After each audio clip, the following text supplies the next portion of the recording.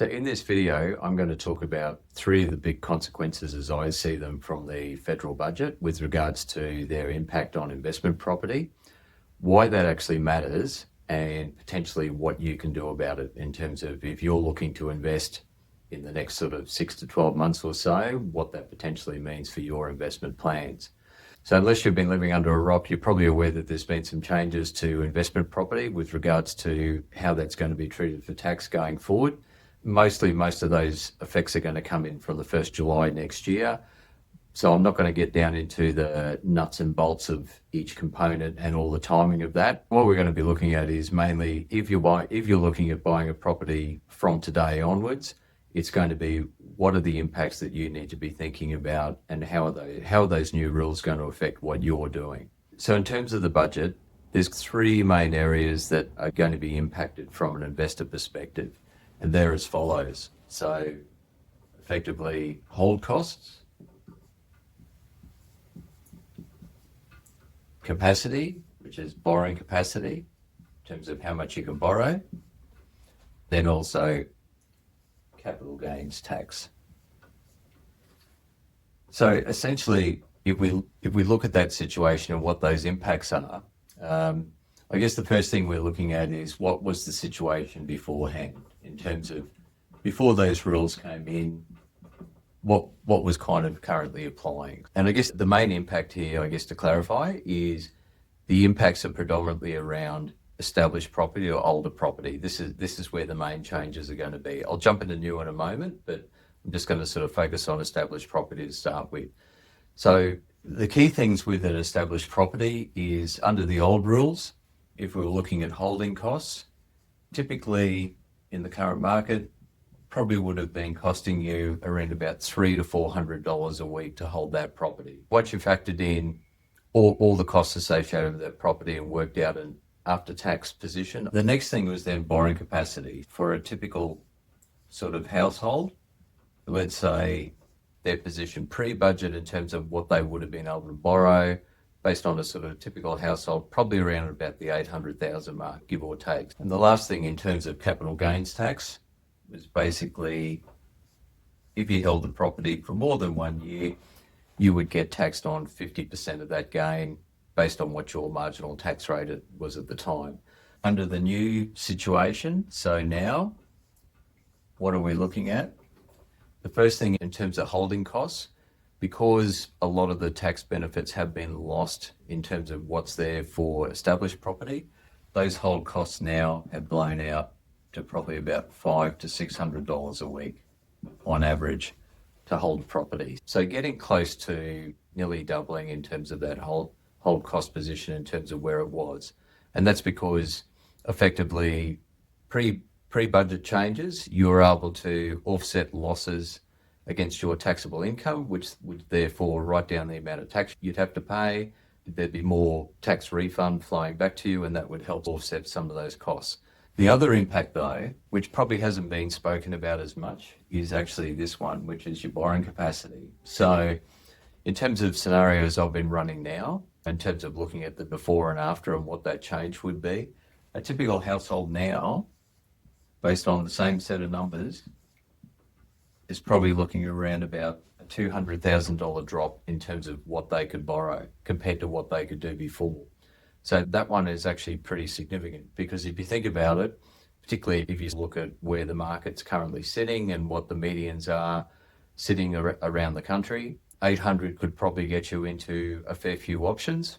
Once you're sort of scaled back to 600, that then narrows your options fairly substantially. It's probably going to push people more into regional areas, smaller apartments, those sort of things as well. So it certainly narrows the scope that you could look at from an investment point of view. The third thing is in terms of capital gains tax. So we've now effectively moved to what they call an indexed method,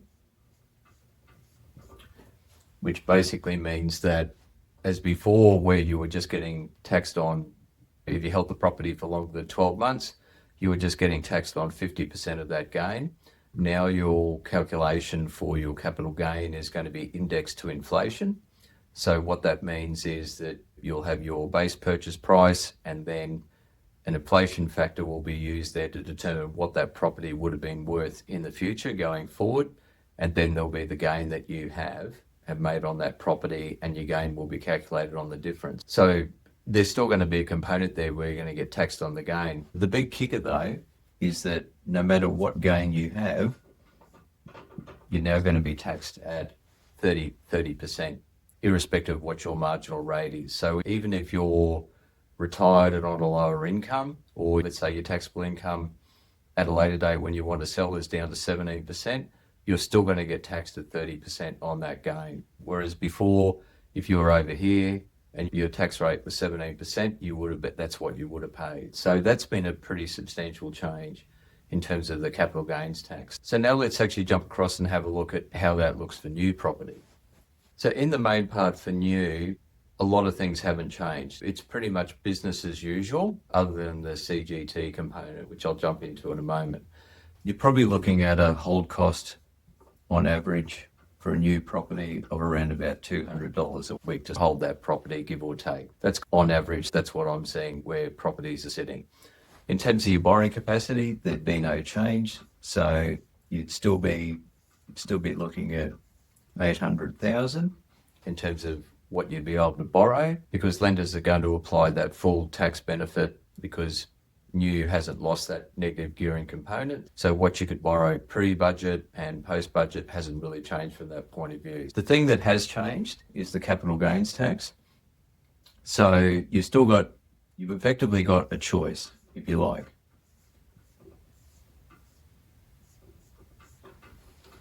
And the choice is that you can pick either this method, the 50% method, or you can pick that method. And the bottom line is you don't have to make that decision up front. You can make that decision at the time that you would be looking to sell that property. You'll do the calculation on either one and work out which one's going to be more in your favour. So ultimately you've got a choice there about which way you go. The key change though overall is no matter what gain you make, again, that's going to be taxed at 30%. So unfortunately, no matter which way you go in terms of whether you're buying established or whether you're buying new, if there's a gain there at the end of it, you're still going to be hit with 30%. But I guess if you're looking at new property, I guess there's a distinct advantage there because you're at least going to have a choice about which model you can go down. So look, ultimately, the bulk of these changes, what they have definitely done is from a tax perspective, they've certainly swung the pendulum more in favour of new property as opposed to established. So there's always been a bit of a gap there between new and old in terms of how those numbers would work out. And generally that has actually favoured new. So that in itself isn't that new, if you like, in terms of where the tax treatment's been. But what's happened now out of the last changes is that certainly widened that gap. There's now very distinct outcomes in terms of older property and new property and how those numbers are going to look. And I guess critically, the ones that I see are the most important are really this one and this one. Because if you think about it, if you're trying to build a portfolio straight away, I guess the consequence of these two things is one obviously more money coming out of your pocket is going to drag your ability to go forward and do further property, but it's also going to have an impact from a lender perspective because they're also going to be factoring in those bigger costs against your household budget as well. So it's kind of a double whammy, if you like. So you're going to be hit on the cash flow side and you're going to be hit on the borrowing capacity side if you're looking to go down the path of established property. And obviously the other thing is in terms of just what you can look at from a start point, there's going to be restrictions around that as well. So straight off the bat, if you're looking at new, you potentially, on the numbers I'm seeing, you're probably going to have a capacity of about 200 grand or more as opposed to what you'd be able to do with established. So that could have a pretty big impact on what you might be able to do there. And the third consequence, I guess, out of cash flow, putting aside borrowing capacity and those sort of things, from a cash flow perspective, if part of your objective is you're wanting to invest, but you've still got an existing debt on your home that you're wanting to pay down, then the reality is if you go and invest on established, that's going to be more cash out of your pocket as well, which is less cash available to try and pay down that home loan. So there's a there's a sort of a third consequence out of there, if you like.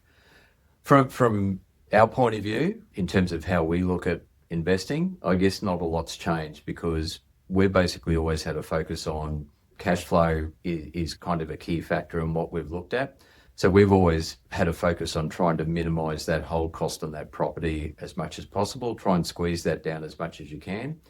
Because the way we look at it is that if that property is not costing you much to hold, then you've got that ability to hold that property long term without feeling a sort of a stress or a burden. It's going to be much more manageable for you. And if you can hold that property long term, then you're going to get the payoff that comes with that. So you'll be able to ride out those years of compound growth and be able to get the payout down the track. The flip side of that is if you're looking at a property that's going to be taking a lot more out of your pocket each week, then your patience, if you like, in terms of waiting for that growth to turn up is probably going to get tested, because if money's going out fairly continually at a fairly high rate, you need to be compensated by growth pretty quickly to offset that. I have seen people who go down that path of where they get themselves into quite a negative cash flow on the hope that they're going to get growth, and then they get a few years down the track and that growth doesn't really show up like they were hoping, and they get frustrated with it and they end up selling that property much sooner than they would like to. And in doing that, they're obviously missing out on that opportunity to get those larger capital gains down the track. So our view has always been, let's try and minimise the cash flow, or let's try and minimise the holding costs as much as possible from the start, so it's not draining your cash flow, and that way we can stay in the market longer without being stressed, without being uncomfortable. If you want to get an idea of what that looks like, the next video coming up actually dives into a real property that one of our clients has recently done, where the whole cost on that property was only $20 a week. So you might want to check that out as well.